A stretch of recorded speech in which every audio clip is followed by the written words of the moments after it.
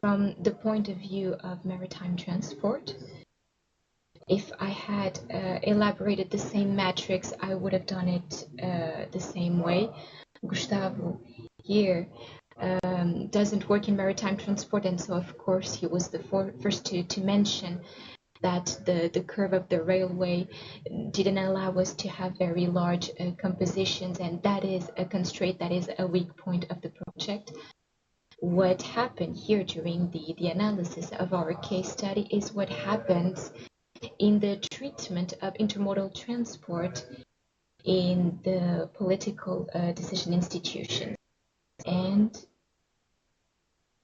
it is one of the main constraints to the development of intermodality or of the mobility of goods through a support based on several means of transport. And here in Portugal, we did a very important work during the last year. That was, you probably read the report of the work group for infrastructures of added value that analyzed the input of all the means of transport in the mobility within the country. And one of the main constraints that they identified is the fact that each infrastructure has its own government mode, and sometimes it's very difficult to harmonize all these regulations.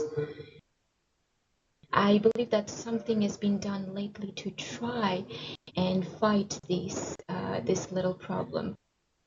We have currently an Institute of Mobility, although it's a shame that we gave it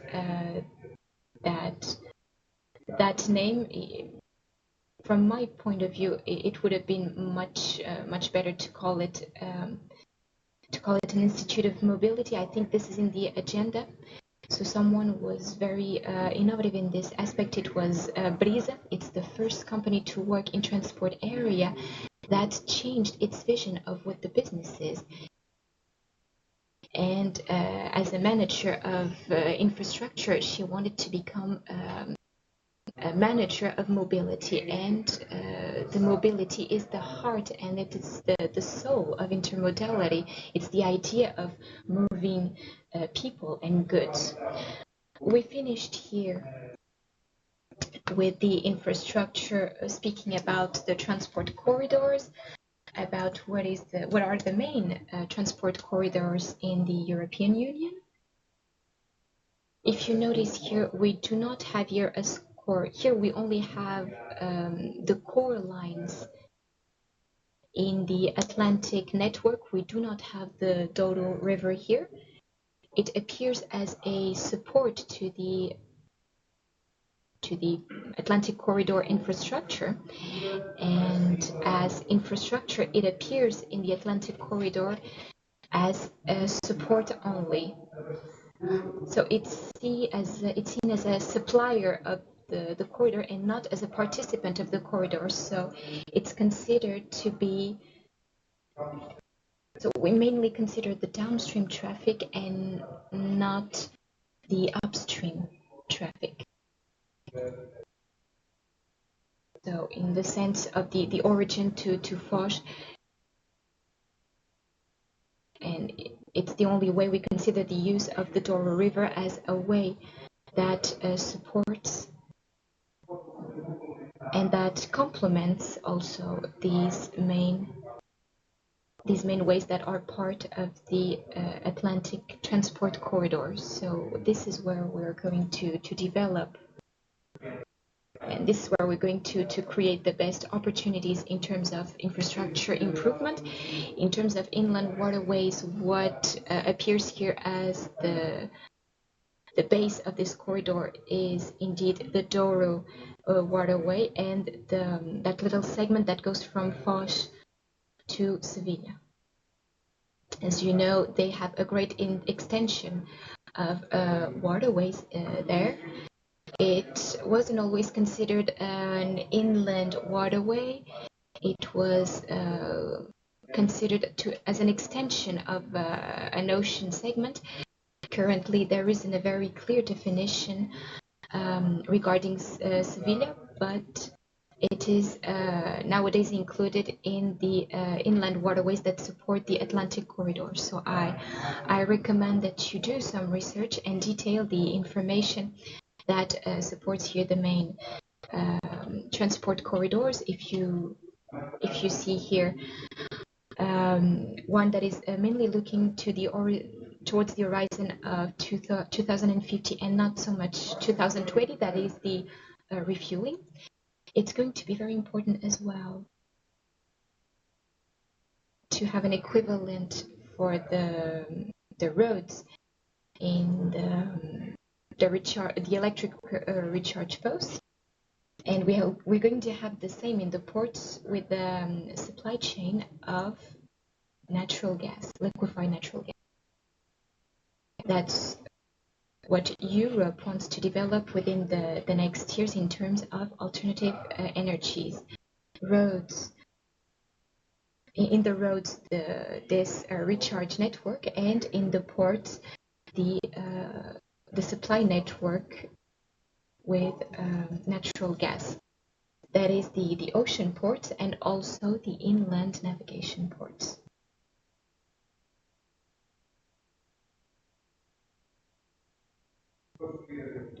We are now going to see that when we speak about sustainability and economic aspects, I'm going to speak a lot about the analysis that was made by Pricewaterhouse in Europe in 2013, and that is today the base to the political decisions regarding intermodality. We have here some ideas, even in this 2020 horizon, that will completely change the basis in which the study is set. If we think about road transport, we can see that it can be more based on electric energy. The transport by barges can be more based on, not on fuel, but on natural gas. So we're going to have a complete change in the paradigm when analyzing what intermodality is. We also started on the second module that we were supposed to finish.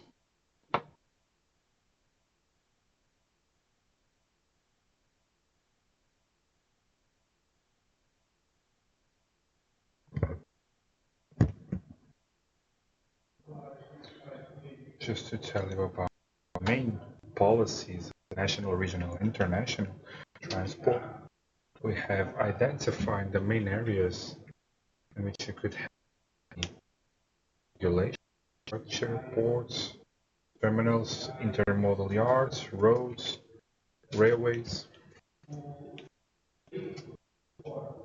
The vehicles that support intermodality: vessels, inland vessels, trucks, trains. The skills and knowledge that are needed to operate the different transportation modes, and the contracts for carrying goods and their contracts in different modes or in combined modes also. And I think that we finished on the first analysis this new directive 2014-23 of the EU about the award of concession contracts. There was no legislation. Each member state had its own, and it is certain that the way that the concessions were made were set in basic principles regarding public hiring that already existed on an European level. And the concession contract was for a public good, for the use of a public good by a private company, although the concession contract had a different structure. What is in fact more relevant in the analysis of the concession contracts of this directive, I believe that and it's only mandatory to get into the internal order of each country up until April of next year, so it's not in force yet.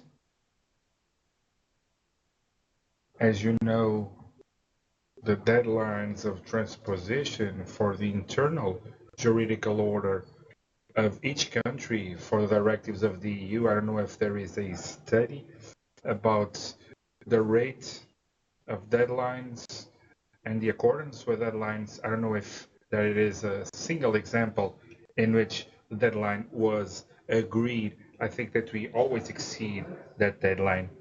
What's relevant here regarding the management of infrastructure and importance for it,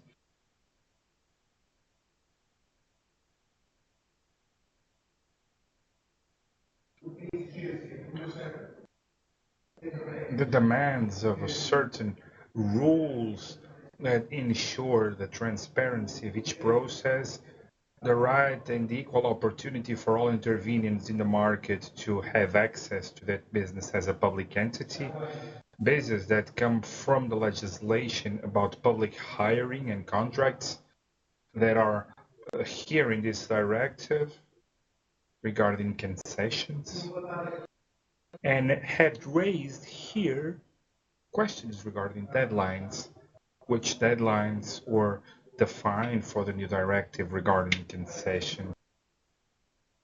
It appears here as a basic reference 5 years. The rule is that the concessions must have as a deadline 5 years.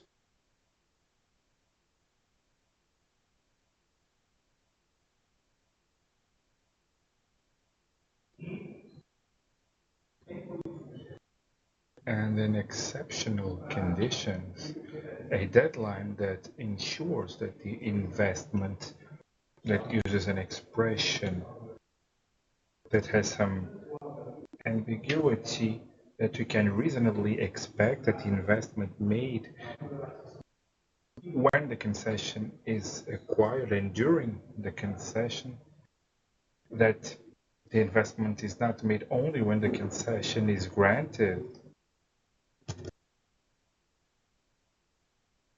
The concessionaire is investing in hardware, for example, has increased even the capacity of the terminal that is conceded to it by new mechanical means of moving goods. So all these investments are made in a continuity. They are more or less previewed during the conclusion of the concession contract, but in the most broad deadlines, it's completely impossible to anticipate how the market will evolve and how the demand will evolve to have an exact idea of the continued investment of the concessionaire. So the concession will have a deadline that can reasonably pay the investment made by the concession and the investment that it's made during the deadline where the concession is in force. And that's the idea. Everything that's more than 5 years is seen as an exception. The rule is 5 years. More than this, the exception needs to be justified. And justified to the other candidates to the concession, but also to the community in general. This new directive brings a greater transparency in the process of concession, the advantages of having a legal framework that's more flexibility in partially and judicial protection already existed in legislation over public contracts. It is just transposed to this directive regarding concessions.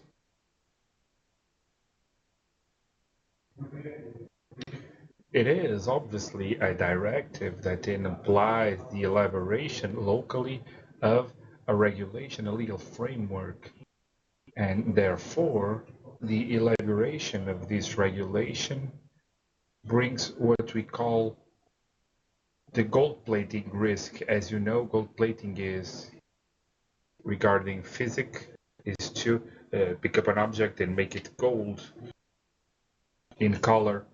or to gold down legislation. No, to um, to lime it would be useful, but it has no structure. It's when you gold something, it gets more beautiful.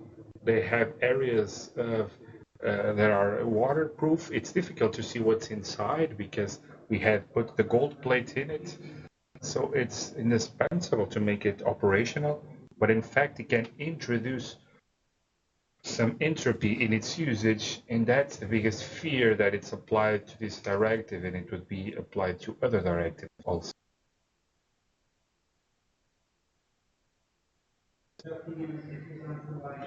We use also this information for our first case study of what is the Connecting Europe facility. I think that the translation that we have here is the Connecting Europe facility is applied to 4 areas. I only told you about the area that we are here to approach, but this is only 4 areas that have to do with mobility and interconnection, mobility of people, mobility of energy, mobility of communications, and of course, the one that we are more interested in, the mobility of goods. It's applied for these 4 areas. And in these 4 areas, what it's quite highlighted, it's the interconnectivity. There are some constraints in several areas in interconnectivity. In the energy area, there are blockages that are quite important regarding frontiers. We have a lot of difficulties in export energy, even import. Fortunately or unfortunately, many days of the year there's where we have strong winds. We produce energy more than we need. That is wasted because we have no possibility of exporting it.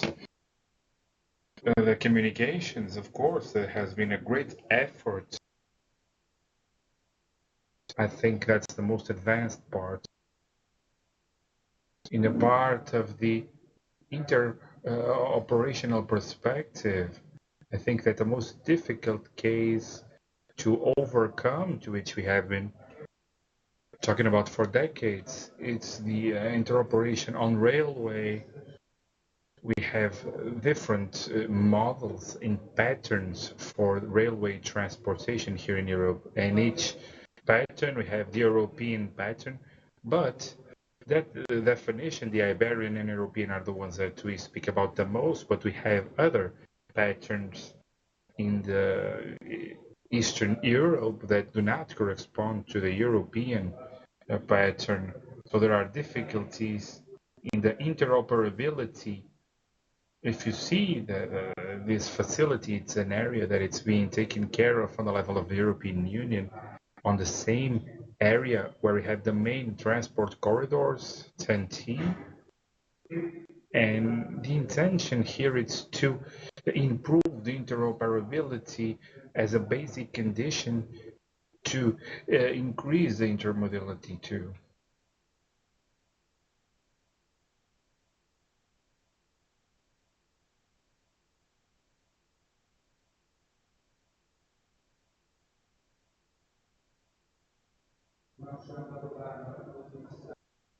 In the last session, we didn't see the way that it's managed in legal terms, infrastructure. We had spoken on the European Union in 1996 for the regulation to have an entity that can regulate on the European inland, and we spoke about also on the Commission for the navigation on REN.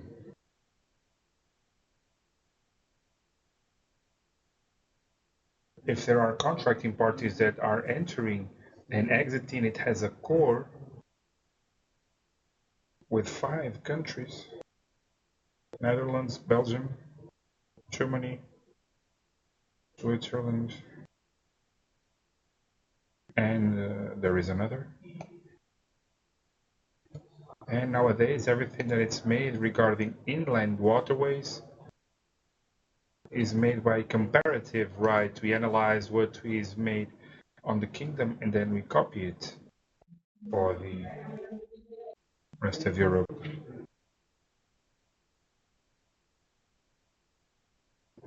There are some differences. Convention for the inland waterways in Europe with what is previewed regarding the improvement of waterways in the 10T project. Regarding the convention for the waterways of Europe, it is previewed that there are all those classes that we saw before in the first session, since the fourth one up to the seventh. And what has been said is when there are works for modernization, it has to answer to an element of class. If I want to make a waterway 4, I want to make it modern, I have to pass it to 5A. 10T brings works of modernization without an upgrade in class. That's why these projects in the River Douro will stay in class 4, does not need to increase the length of the rivers. It doesn't need to increase the drought, but just on that lane near Pussy where they have works previewed for. So in the 10T, on the structure of waterway, inland waterways without implying a change in class. Fact that has been criticized by some experts in transport.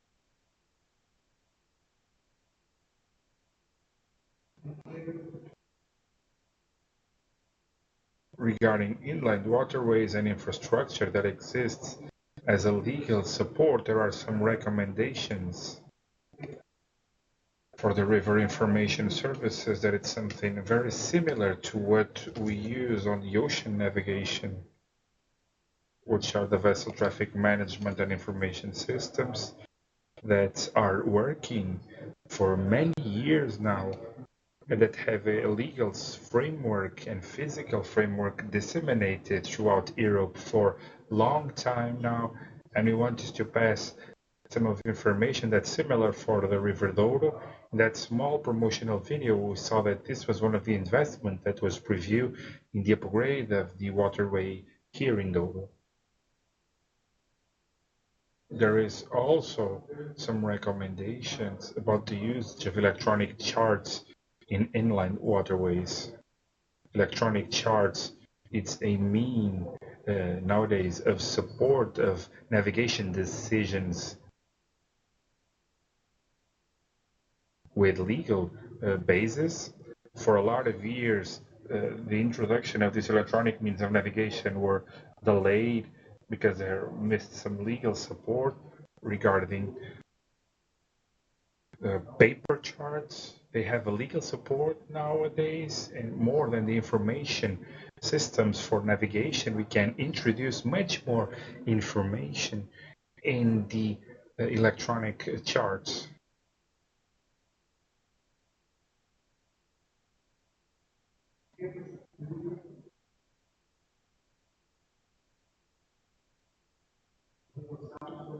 Regarding legislation about the inland waterways, it is to be approved a new directive regarding technical aspects of the building of ships for inland waterways, once again following in parallel with what's happening in the Rhine.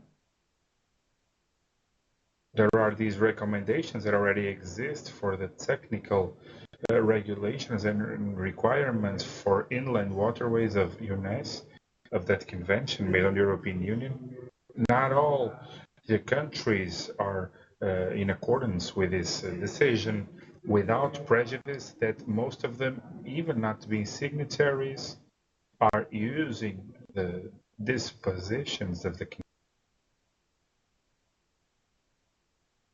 We are one of those cases. In these recommendations, unlike what's happening with ships of ocean navigation, the greatest difference here resides in the entities that are charged on verifying and inspecting the technical conditions of ships. That responsibility is subcontracted almost in total to the classifying entity, unlike the ocean vessels in which the classifying entity has a very important role, but this does not mean that the state can abstract from its responsibilities in the area. The port and the flag state, here, almost all the verifying part during the construction and in renewing certificates, it's in part of classifying societies. This is nothing that it can sign in legislation. This has been the usual perspective for all the countries.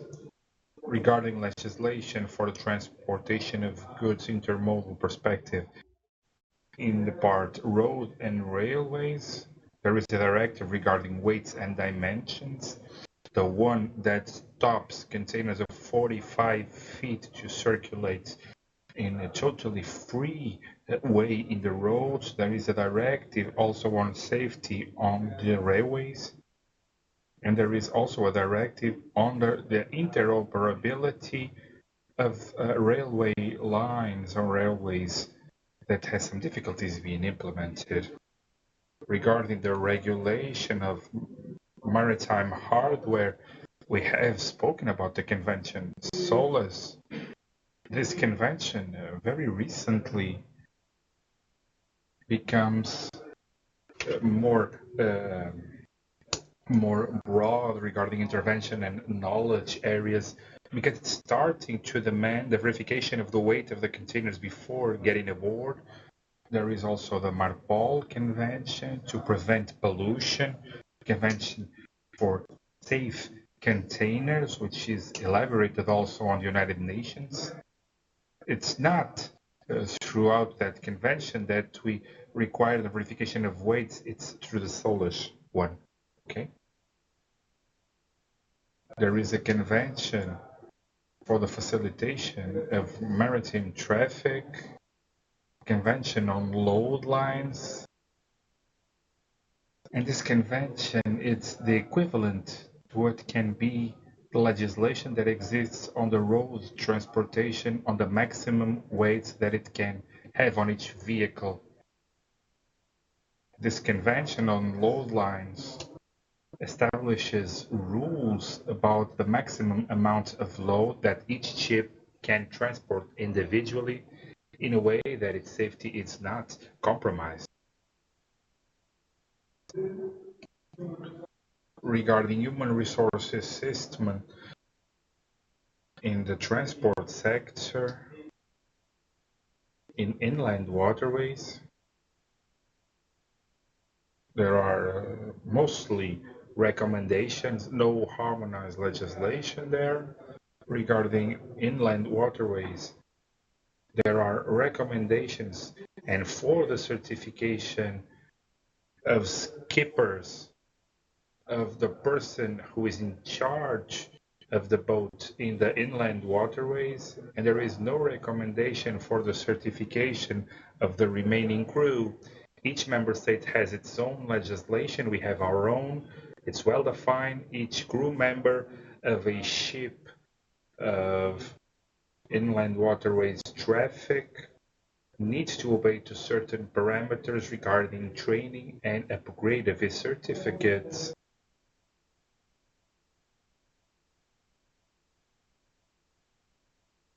There is a precise and internationally applied legislation of maritime crew and personnel. It's the STCW Convention that was recently improved with a Manila Protocol. It was the first time that it was introduced, among other changes, in the training of the maritime personnel, training in the behavior area, not exclusively on a technical part, but it was indeed recognized that the skills that are needed aboard are beyond, sometimes extremely beyond the technical knowledge, and certain behavior skills are needed for the good performance aboard. We should not, we must not forget that the environment, that it's naturally hostile, and where the human skills and human is very, in a very strict sense here, are put at stake and are well solicited. On the European Union, nowadays we have a process of consultation for the certification of the crew or the official crew of inland waterways. There is a directive for the certification of train drivers and legislation that it's quite accurate for the certification of truck drivers, as you know, are subject to a series of rules that are quite accurate.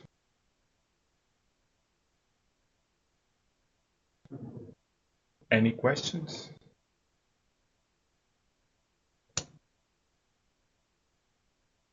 Suggestions?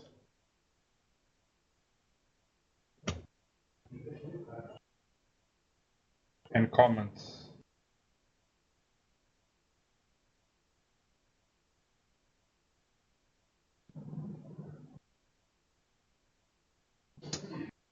I would suggest to have a small break on all this information that I've given you. This is a very informative area. Maybe we could speak about that second case study that I proposed. Do you all have it? I think that online everyone has the case study, right? And regarding the fact that in Europe we don't have any area without any negative area as the Alliance Texas has. The first time that I heard the Alliance Texas, it was through, I don't know if any of you read about this or some book of Alvin Toffler. Alvin Toffler is an American writer. I don't know how I can define him. He's a futurologist. He approaches and he studies the future in different areas of knowledge. He has a lot of works that are important. Nowadays, they are becoming updated or outdated in this case. But I have some books of Alvin that he spoke about added charge airports and the genesis of Alliance. Unlike the great logistical areas that we know, does not start with a port but with an airport. And so what was presented as a visionary perspective of Alvin Toffler was goods would get there by plane in one day, in the raw or in the semi-finished product or intermediary product, and on the other day it would exit on its plane for its consumption, the finished product. I think that today it is considered, it was the first industrial airport. I think that today is considered the first, not only in chronological terms, but also as in importance. It was the first industrial airport. It's a logistical chain that has created a logistical center, giving support to a series of companies. There are a series of companies installed there, about 50 companies, very important with very complex logistic procedures, and that are helped by Alliance Texas law. And my proposition is that you could comment why Alliance Texas is something that exists in the United States and why we have no similar reproduction in Europe. Although we do, we have airports that have a lot more cargo than that airport of Alliance Texas. Frankfurt, moves, I think, 3 million tons of cargo a year. And I think that's amazing. There are more airports in 3 or 4 million tons. Hong Kong, I think it's the biggest one, but Hong Kong, it's logistics center that has a port of a huge dimension, and that came in the dry. It's that part that I do confess that to me brings a lot of curiosity, having a dry port that has acquired a dynamic so big or bigger than some maritime ports. Does anyone want to start? Paulo?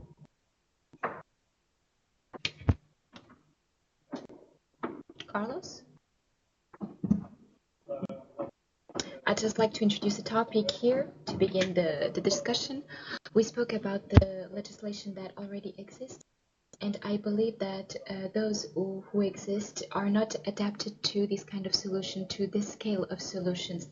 And I also mentioned here the typology of the land might not be the most indicated for railway transport and even for airport transport. They might have more difficulties in finding a location. I also believe that there are not very favorable locations in Europe. It's as this one. It's basically a plain land with lots of visibility, and it can expand in a concentric way. In the Portuguese case of the Iberian Peninsula, the fact that there is no inland waterway that are significant doesn't contribute to this strong intermodality, and this could be one of the cases, Portugal and Spain. Yes, it might be, but careful because Alliance doesn't have any water. It's really dry there. And it's Texas on top of that, so it's very dry in all the aspects, even in the legislation. So it's an area that is very dry in general. I had 4 reasons here. I'm just going to tell you about 2 of them. From my standpoint, and speaking about Portugal as a member state, there is no fund strategies for the integration of the platforms of the national logistic network with the supply chains that are advanced in the company. So there is a certain tendency to do strategic plans and not to do not to adequate them to the reality of the companies, basically. Next, I'd also like to mention the fact that several studies, I have a little table here that points out that the charges regarding depending on the value, and the higher is the value of the cargo, the higher is the tendency to choose premium transport means such as the airways. In this perspective, other loads that might be less valuable try to find means of transport that might be more adequate to a dry port transport dynamic. The fact that Portugal still doesn't have a transport policy or a logistic policy that is adequate to the product, or that is personalized to the product, ends up not giving it a lot of viability regarding these dry ports. We have lots of examples of failures, including the logistics center that was meant to support the port of Lisbon in the area of Vila Franca de Xira, with the idea of creating there a transformation center to create the value of the loads, and it's currently abandoned. So something is failing in this coordination, in this aspect. That European initiative, I don't know if someone else wants to intervene here. The European initiative of trans-European networks, if you want to to see or to revisit the website, also has one of the layers based on the intermodal nodes, and here you have the wet and the dry ones. I believe that this reminds me of a band that was called like that. And I think that in terms of dries, the only node that is here in Portugal is the one of Obseno. There are some other accessory nodes, but the only nuclear node is that one, contrary to Spain, that has a very wide network of intermodal nodes, dry intermodal nodes in its territory. We only have one. I think that I share almost all the comments that you've been making here. The question of the legislation inhibites a lot everything that is intermodal, whether it is the legislation, whether it is the mindset of the people who make the decision. They inhibit a lot intermodality. In the second part of the session of today, I'm going to show you, we already saw how we in Europe, we analyzed the split mode, and Eurostat gives us information regarding this, on what is distributed by water, what is distributed by train, and what is distributed by road. The Americans have one. Besides these split modes, they consider the intermodality one additional split. So what is then transferred to inland waterways, to trains, and in an integrated way, they consider intermodality as a means of transport itself. So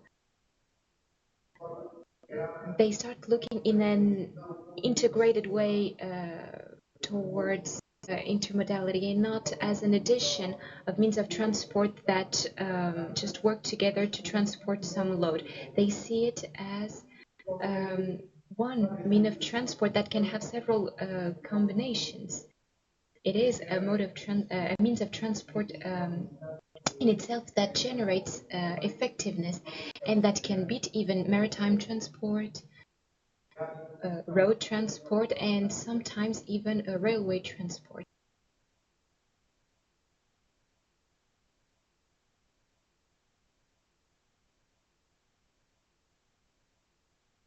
You can keep it.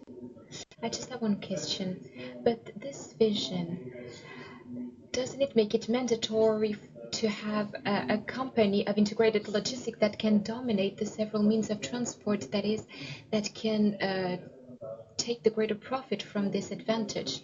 And here I'm going to mention a case in Portugal. Do we have some transport operator of integrated logistics that might dominate 3 different means of transport, that could make the best of this third or fourth way? We do not have any operator at a global scale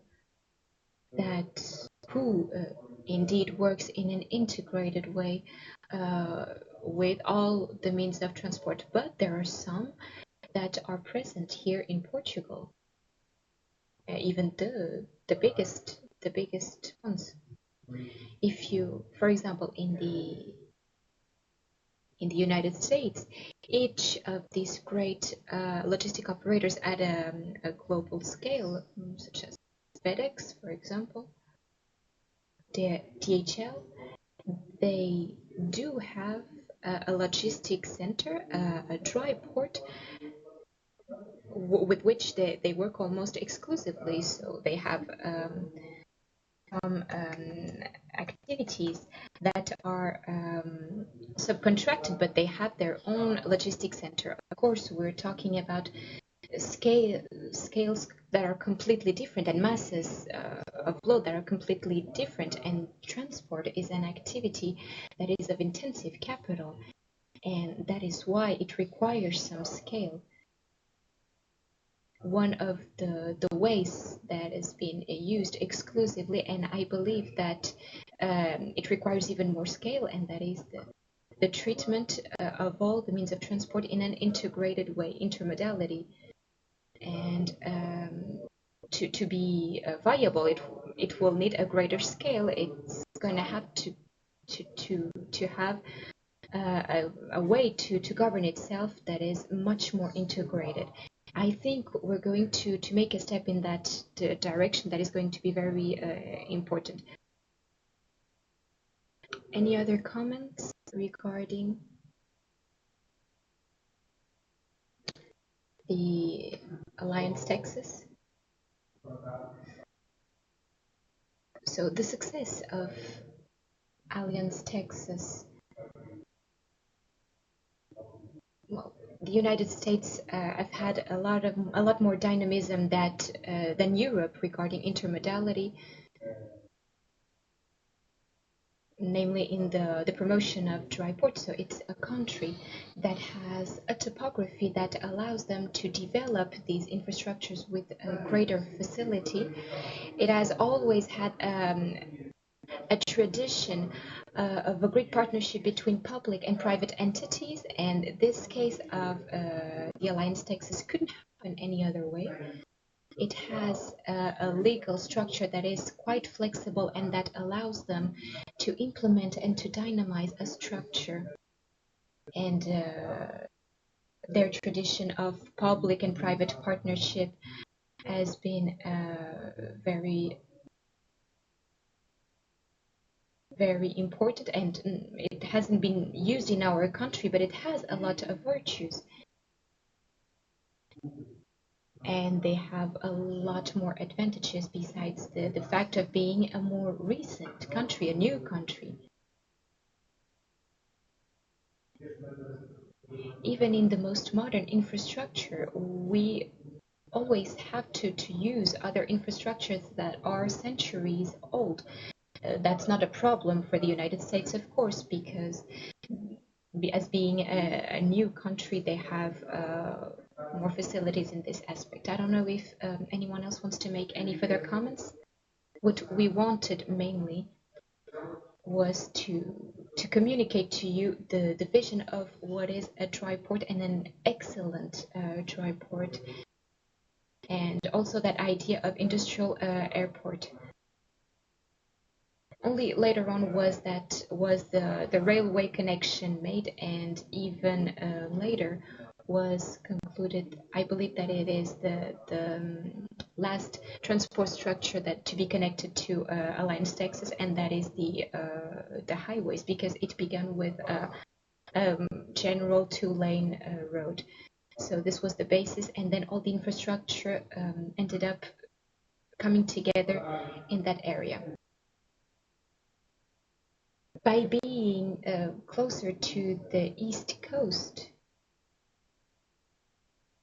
it uses the maritime routes of the West Coast. So if you want to have more detailed information and to research a little further on the way it works, the railway that works with Alliance Texas is mainly connected to the West Coast ports, such as San Francisco mainly, and of course Los Angeles as well. So we're going to speak a bit faster about the goods transport contract. So it's one of the greatest constraints to the development of intermodality, because each means of transport has its own legislation and its own framing. Despite of all the attempts that we've been doing in terms of goods transport by sea, we still have the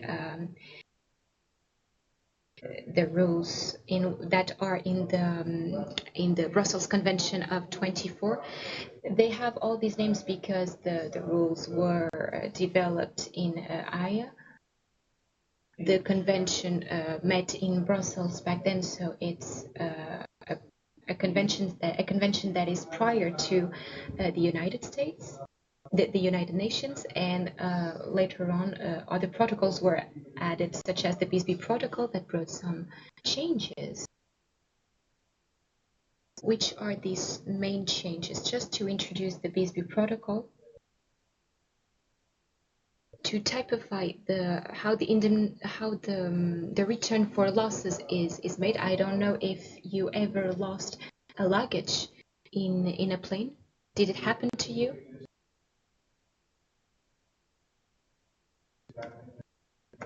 My first experience of indemnity for cargo loss had to do with the air transport and not with maritime transport. So the indemnity, well, it's no use. We can have Rolexes there, but we are indemnized by the kilo.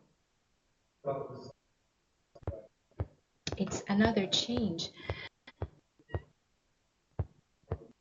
that will affect the way this calculus is made.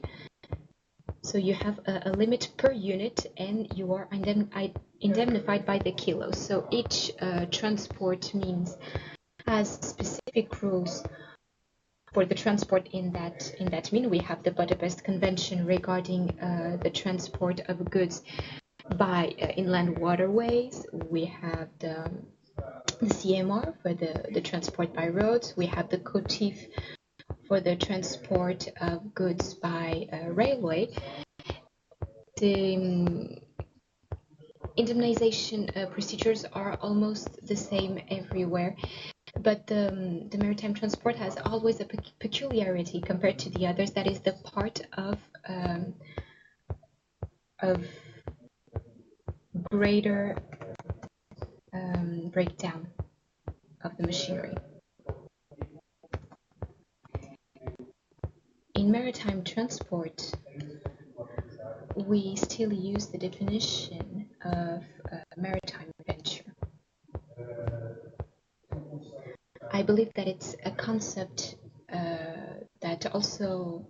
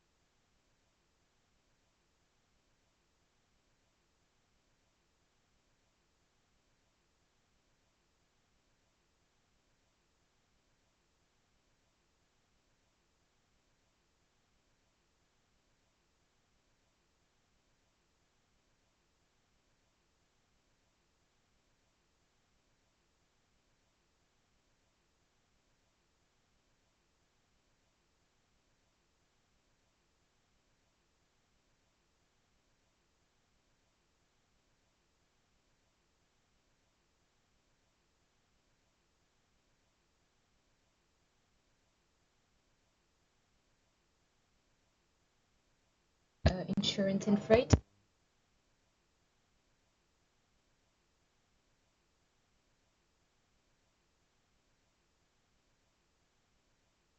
And then from the buyer. Except in intermodality transport, there are no contracts where the responsibility belongs to only one of the parts. If you see here, even in the case of multimodal transport, there's always the delivery duty paid, that is until exiting customs. So after that, it's on the buyer. I believe that the Incoterms were 12 in the previous version, and they are now 11.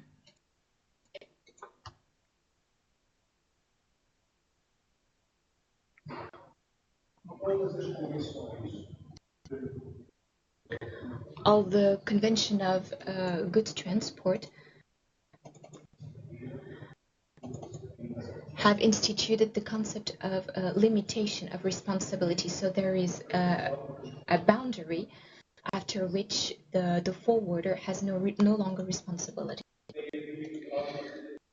There have been some attempts to change that. For example, in Hamburg, where we tried to give a bit more responsibility to the forwarder. Each state has national legislation regarding maritime transport. We do have it as well in Portugal. It's always complementary. It's subsidiary, which means that if the contract doesn't establish anything and both the forwarder and the recipient are from the same country, here we applied the national legislation. There's only one exception or two exceptions in maritime transport at a global scale internationally, and these are the United States, who have their own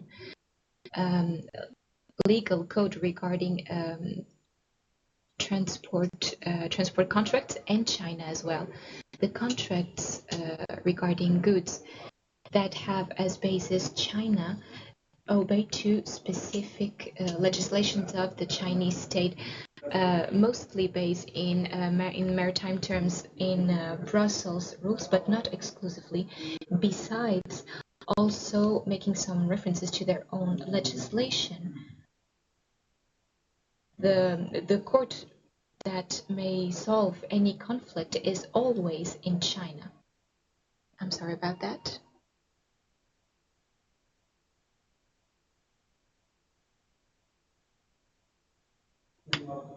It's always the Chinese court that solves these problems. And in general terms, most companies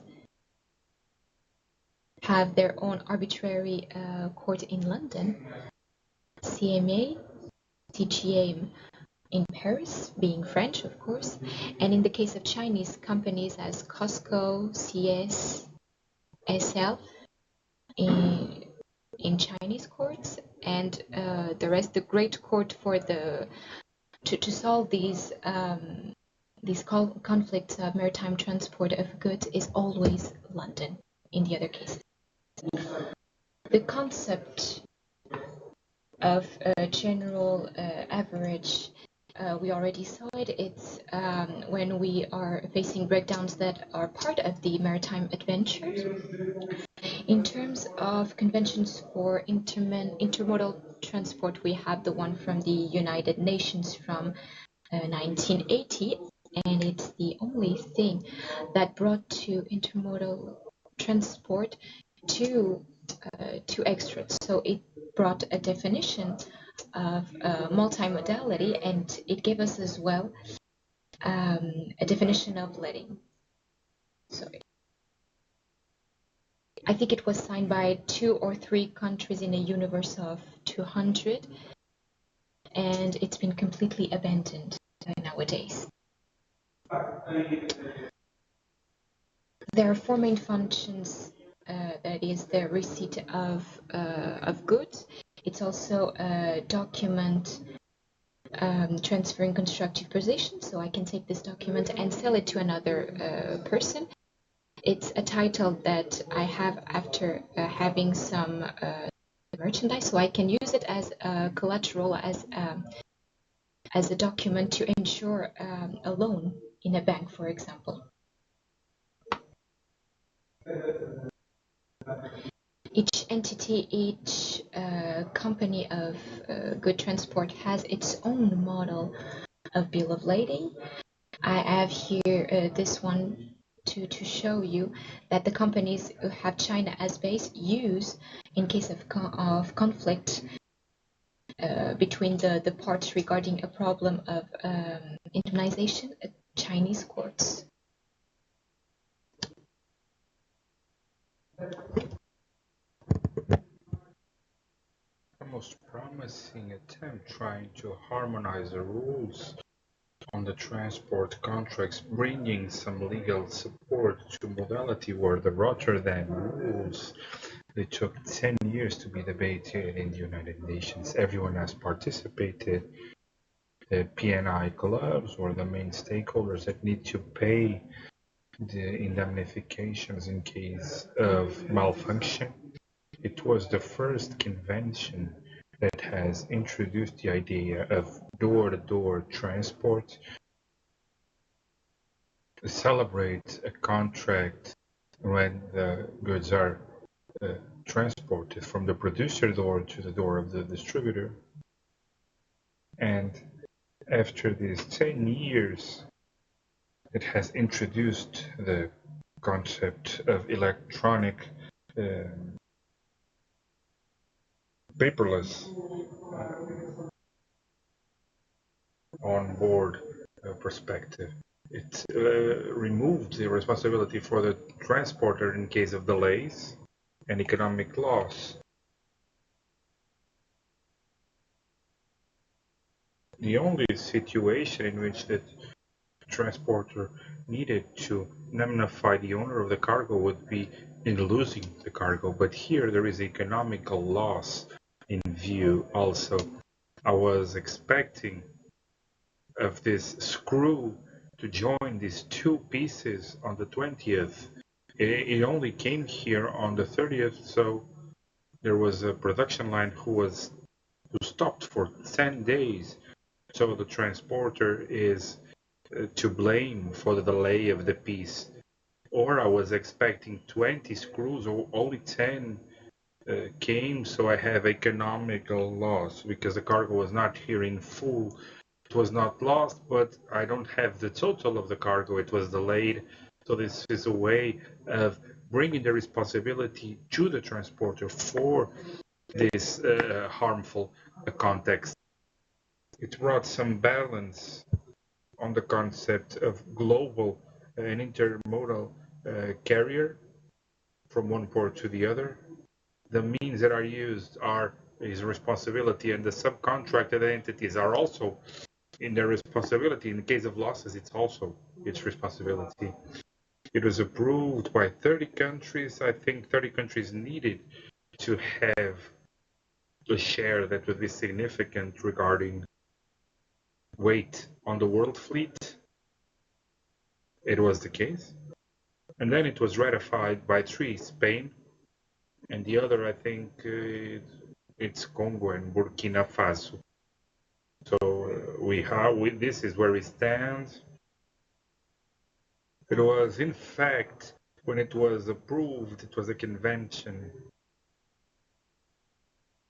that was very promising. A series of expectations were created, very positive, for this convention to bring a legal support to intermodal transport. But where we stand since 08, it's this one that I told you about, with the exception, well, we need to honor our neighbors from Spain. No one ratified the convention. It brings the concept of economic loss. It goes beyond the indemnification amount. There is the liability of limited liability. There is an increase of the obligations of the carrier. The way that there is the problem of the mental model that when we analyze the case study 1, it's present here. in the rules of Rotterdam. They are made centered in the idea of maritime transport, and all the other means are just to complement maritime transport. And that has been one of the great critics that are being pointed to this convention, and of the innovation factors for its entry in force. The other conventions, just to remind you that even the transport of goods by road or by train, it has some dispositions that preview other complementary means of transport to ensure or to have the responsibility of damage made to goods in modes that are used as complementary modes. It has also introduced the Rotterdam rules, one of the best. Innovation with the greatest quality is trying to bring the responsibility of the transport network, not of an individual carrier, but of the network itself.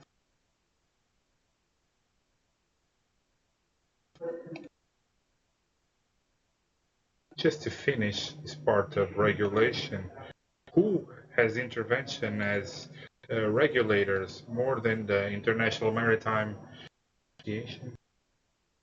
For people who are aboard,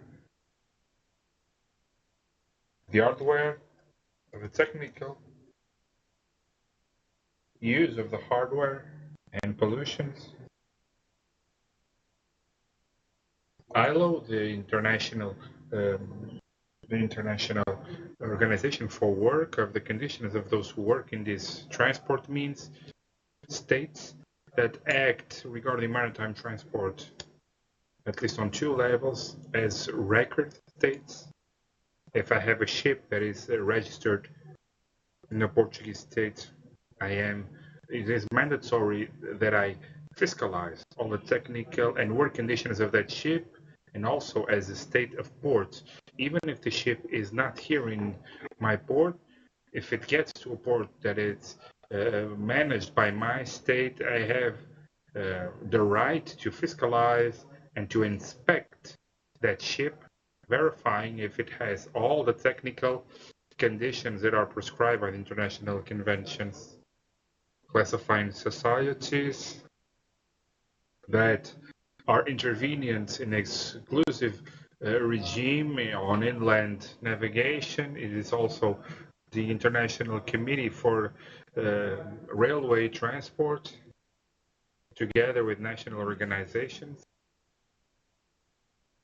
Integration is suggested simultaneously by this instrument, Connecting Europe Facility, and TEN-T, Trans-European Transport Networks, the INEA, an agency for innovation in the transport networks. This vision of TEN-T implies evolution of technology and info systems that don't exist today. So that's why we supported the creation of this agency for innovation in the transport networks.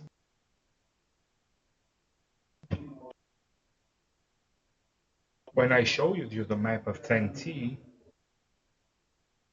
there was a layer that was with a supply network of hydrogen cells.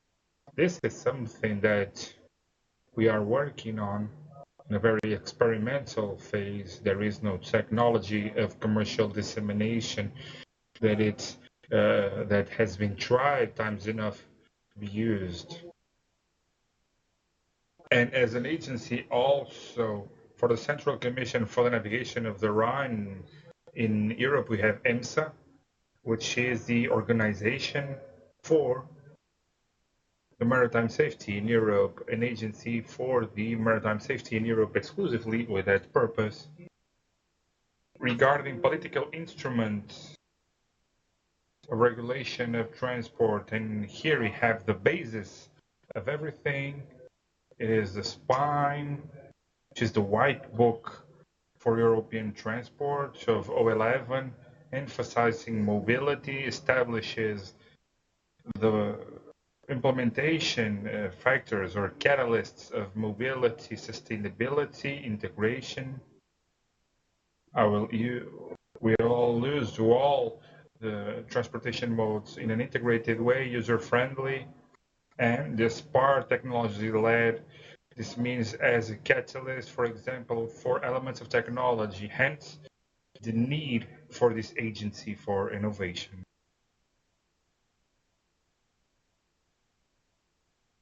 Optimizing the performance of logistic chains, introducing the energy component that are more efficient to have the change, the shift to traffic by road to other modes by 2030, establishing two goals, 2030, 2050, to reduce 30% of the road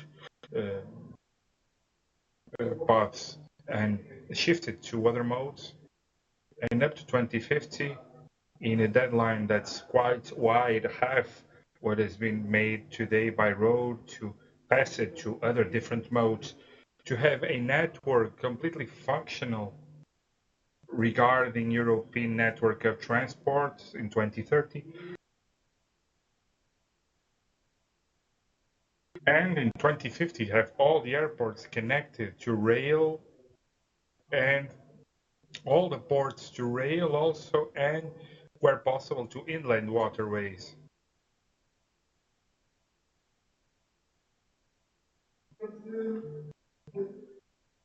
Regarding software on the transport network,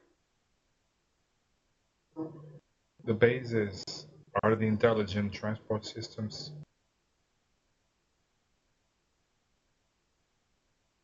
I would ask the help of Paulo that use the technology that it's used in all logistic networks, which is GS1. GS1 is what is being used in the basic part we use in supermarkets or in supermarkets when we are alone and we are at the register alone and we just scan a barcode, and that barcode gives the system detailed information about the product, weight, product characteristics, price, transmits info for those who are making the logistic management of the supermarket. It goes out of the inventory, you need to ask one more unit. That's the basic component of GS1.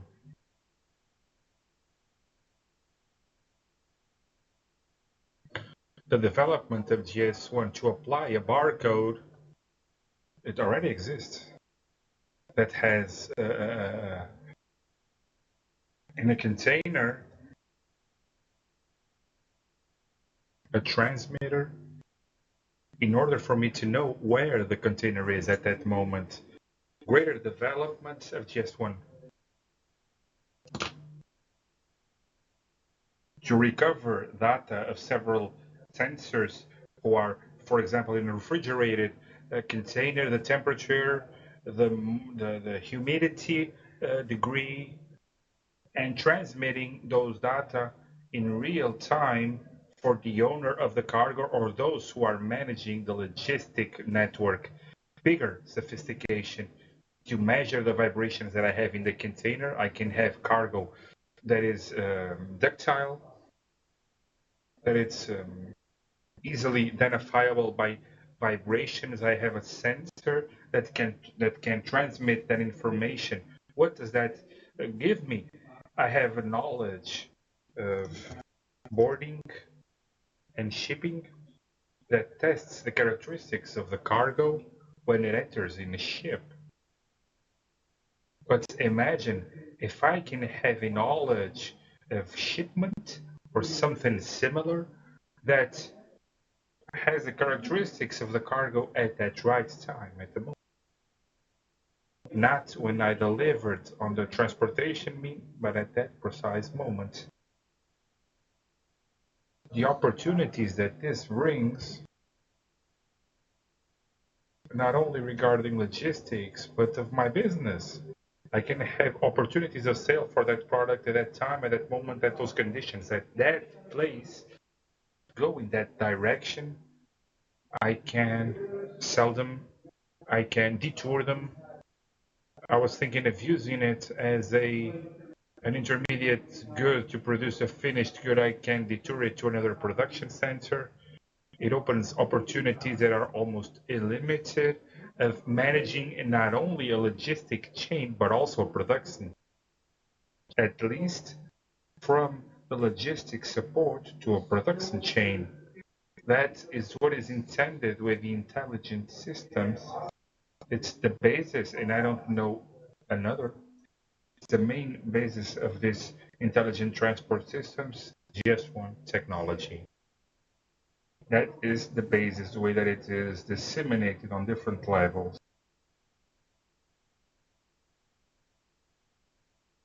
We have the river information services that we saw on those videos about the River Douro and the upgrade on the waterway of Douro.